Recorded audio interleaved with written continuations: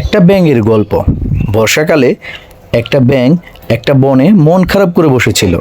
সেইখানে পরে একটা জেব্রা এসে জিজ্ঞাসা করলো যে তোমার মন খারাপ কেন? পরে আস্তে আস্তে তার সামনে একটা হরিণ আসলো। কি হয়েছে ব্যাঙের? তখন ব্যাঙ কিছুই বলে না। পরে আস্তে আস্তে আরেকটা হরিণ আসলো, জিজ্ঞাসা করলো ব্যাঙের কি হয়েছে? তারপরে সে কিছু বলছে না।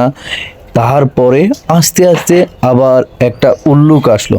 তখন ব্যাঙ বলে, আজ আমি অনেক দিন অনাহারে রয়েছি, বৃষ্টির কারণে কিছু খেতে পারছি না, কি করব, আমার দিনকাল ভালো কাটছে না।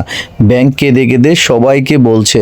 তখন সবার মন খারাপ হয়ে গেল, কি করা যায়? তখন সবাই একসাথে একটা চিন্তা ভাবনা করলো, কি করা যায়?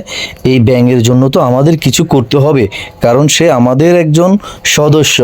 পরে সবাই গিয়ে পশু রাজাকে সব খুলে বলল। পশু রাজা বলল, আমি দেখতেছি। পরে সিংহ মামা বাঘ মামার কাছে এসে পরামর্শ করলো, কি করা যায় ব্যাঙের জন্য? ব্যাঙ নাকি আজকে অনেক দিন অনাহারে রয়েছে, সে নাকি কোনো খাবার খেতে পারছে না।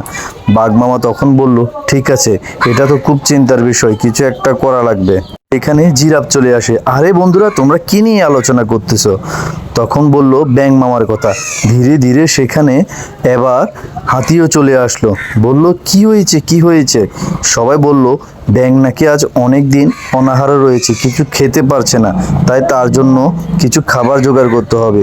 এদিকে ব্যাঙ জঙ্গলের মধ্যে একা একা কাটছে। পরবর্তীতে দেখানো হবে ব্যাঙ কি করে খাবার পায়।